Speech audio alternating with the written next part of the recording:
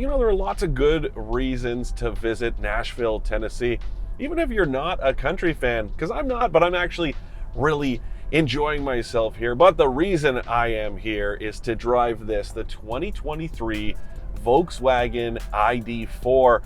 And when you take a look at it, it doesn't look that different than the 2022 model, and that's because it's really not. Yeah, there are some new paint colors, a few new details here and there, including that light up badge on the back. That accompanies the one on the front that was here last year. Well, Volkswagen decided to add one to the tailgate. Looks super cool. Really like the way that lights up. But anyways, outward appearances, not all that different.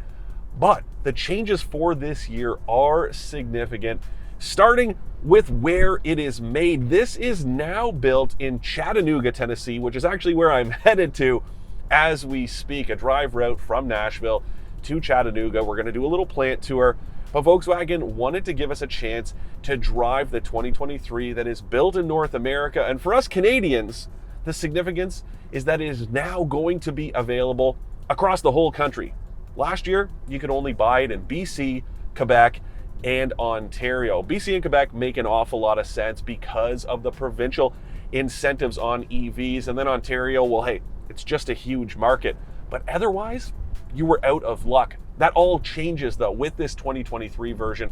And there are some other new important points to cover too, starting with this new 62 kilowatt hour battery pack. Now, that is not the one I'm driving right now. I am driving the 82 kilowatt hour battery pack. That was available when this thing launched. But that new one, well, it does lower the cost of entry quite significantly. But that's not the only thing to talk about, because there are some other key points to cover as well. Like the fact that this thing now has 170 kilowatt DC fast charging capabilities, up from 135 last year. There's also this new 12-inch touchscreen that's standard across the board. No more 10-inch in the base version. Every version does get this larger touchscreen. Software, it's been updated. Apparently it's a little quicker. It's meant to be more intuitive.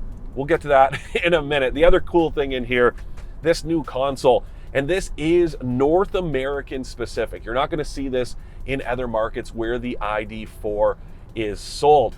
The significance, well, hey, we like to keep a lot of stuff. I guess the old one wasn't really cutting it. Some customer feedback wanted something that had a little bit more storage.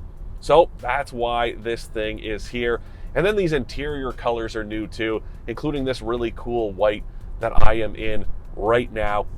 But overall, the drive, hey, it's kind of what you would expect if you've driven an ID4 or really any other electric vehicle in this segment, even the Hyundai Ioniq 5, the Kia EV6. Now that Kia, I will say, it's a little sportier, just inherently a little stiffer in the suspension. This thing is definitely softer, but it all kind of touches that same, efficiency first.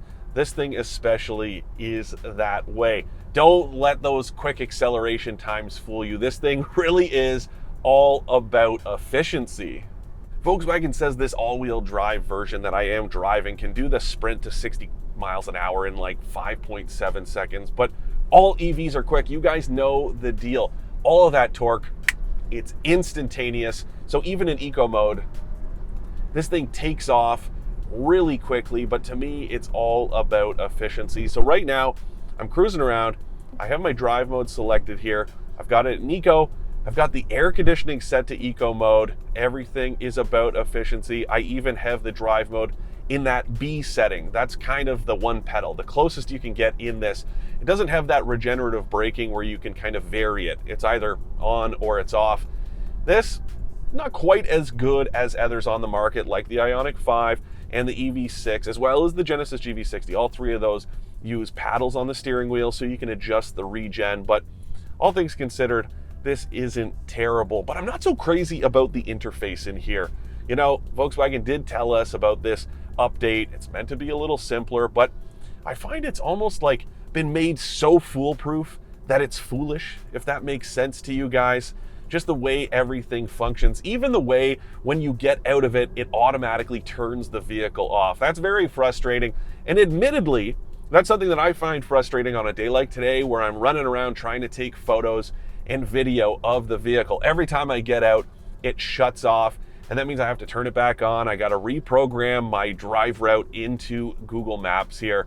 You might be thinking, well, hey, Dan, that's your problem, not mine. And that's true, but let's say you're on a road trip and you want to grab a drink out of the back. You're by yourself, get out, it's going to turn off. If you hit this start button to kind of set it into accessory mode, well, that'll work. But as soon as you lift your butt out of the seat, it turns off again. It's very, very annoying, all the steps you have to take. And there's no way, at least I can see, to change that. So something I'm not so crazy about.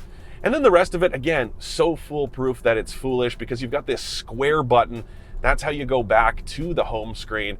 And then you tap this to open your apps. It's just not as intuitive as labeled buttons like you have down here for climate, as well as this self-parking system, drive mode, and all of the different driver assist systems. So that part is cool. I just wish the rest of it was as intuitive as that stuff. But overall, I do like this vehicle. I like driving it. Very soft suspension, really soaks up the bumps. Pavement out here in Tennessee, pretty nice, but you know, it is nice to have that cushy suspension. Just overall, no, there's not much steering feel, but this is electric. What can you expect? Overall, I do think this is good, especially when you start talking about value, because if you take a look at that base version I was talking about earlier, that 62 kilowatt hour battery pack, that thing starts at something like 44 grand before tax.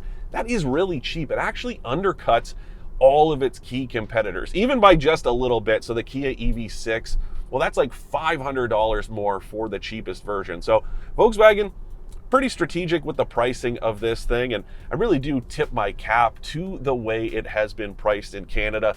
And then it ranges up to about 53 grand before tax and freight, but there are a bunch of options packages as well. They vary from $4,200 to $5,000 Then you get this glass roof, a few other features. They do add to the price, but even so, I think you can max this thing out at about 62 grand, which is pretty competitive still with the Ioniq 5 and the EV6, which are the two that I think this thing really takes on head to head. But this does have quite a bit more space in it, at least in my opinion. I like how big the back doors are, tons of room. This is a great family vehicle.